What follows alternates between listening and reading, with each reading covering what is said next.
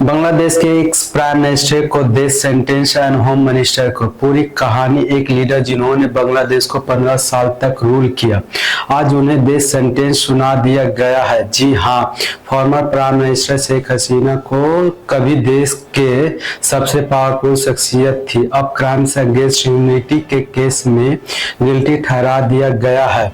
यह सिर्फ एक कोर्ट बैडिक नहीं, ये पूरा साउथ एशिया का पॉलिटिकल अर्थक्वेक है। आखिर हुआ क्या, इस वीडियो में सब समझेंगे। तो दोस्तों, थोड़ा बैकग्राउंड समझना जरूरी है।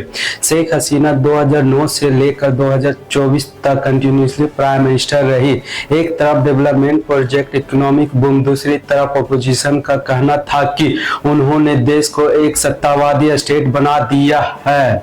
2024 में स्टूडेंट प्रोटेस्ट ने पूरे बांग्लादेश को हिला दिया। गवर्नमेंट की तरफ से हैवी क्रैकडाउन्स हुए, ड्रोन्स, हेलीकॉप्टर्स, लाइव बुलेट तक का यूज हुआ। इस ब्लैक लिस्ट के बाद हसन को रिजाइन करना पड़ा और वो इंडिया फ्लाई कर गई।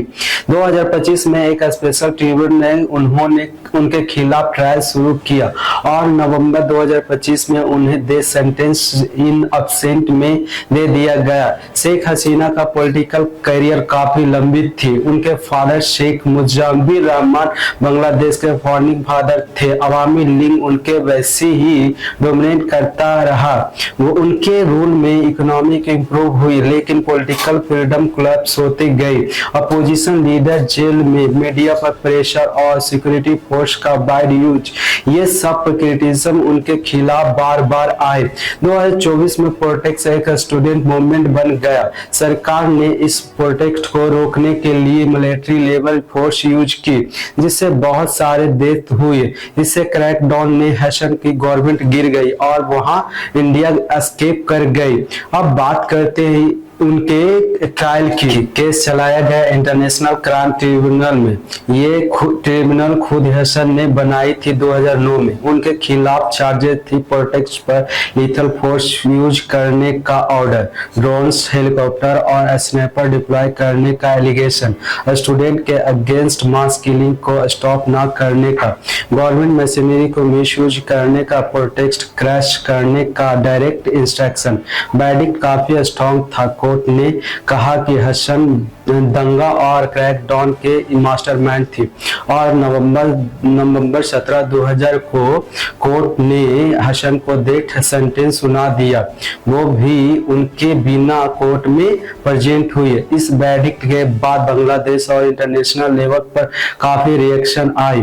इंटरिम गवर्नमेंट बोले रूल ऑफ लॉ जीता, कोई भी लॉ से ऊपर नहीं है। अवामी लीग, हसन की पार्टी बोले ये सब पॉलिटिकल रिवेंज है। Human rights group death penalty oppose कर रही है, बोल रहे हैं कि ट्रायल फेयर नहीं था। इंडिया जहां हसन मौजूद है, उन्होंने रिस्पांस दिया है कि सिचुएशन को क्लोजली मॉनिटर कर रहे हैं। यूएन ने बोला कि फॉर्मर प्राइम मिनिस्टर ने एब्सेंसी डेथ सेंटेंस डिस्टर्बिंग है। ढाका में वर्डिक्ट के दिन हैवी सिक्योरिटी था, शूट एंड साइट तक अनाउंस कर दिया गया था क्योंकि वायलेंस का हाई चांस था। इस डिसीजन का इम्पैक्ट बांग्लादेश के पॉलिटिक्स पर बहुत बड़ा है। अवामी लीग अब वीक हो चुकी है। इस इंटरिम गवर्नमेंट ने करप्शन और अब्यूज के केसेस ओपन कर दिया है। बांग्लादेश का पॉलिटिकल मैप पूरी तरह चेंज हो सकता है। हसन इंडिया में है, बांग्लादेश उनकी एक्स्ट्रा एडिशन मांग सकता है, लेकिन इंडिया के लिए ये डिसीजन बहुत सेंसिटिव होगा। पब्लिक दो कैंप्स में डिवाइडेड है। कुछ लोग बोलते हैं फाइनली जस्टिस हुआ और कुछ लोग बोलते हैं ये पॉलिटिकल बिंच हट हुआ। 2026 में इलेक्शन है। बांग्लादेश के आने वाले इलेक्शन का पूरा नैरेटिव इस केस के आसपास घूमेगा। न्यू लीडर, न्यू अलायंस और एक नया पॉलिटिकल स्टार्ट हो सकता है। तो दोस्तों, ये थी बांग्लादेश के ex prime minister Sheikh Hasina की कहानी, उनकी पावर, उनका डाउनफॉल और एक उनका डेथ सेंटेंस। एक तरफ लोग कहते हैं कि उन्होंने पावर का मिसयूज किया और दूसरी तरफ उनके सपोर्टर्स कहते हैं कि उन्होंने पॉलिटिकल रिवेंज के शिकार बनाया गया। सच क्या है ये समय बताएगा। आप बताओ, ये सच है, सच में जस्टिस हुआ या एक पॉलिटिकल साजिश है? कमेंट में जरूर लिखना।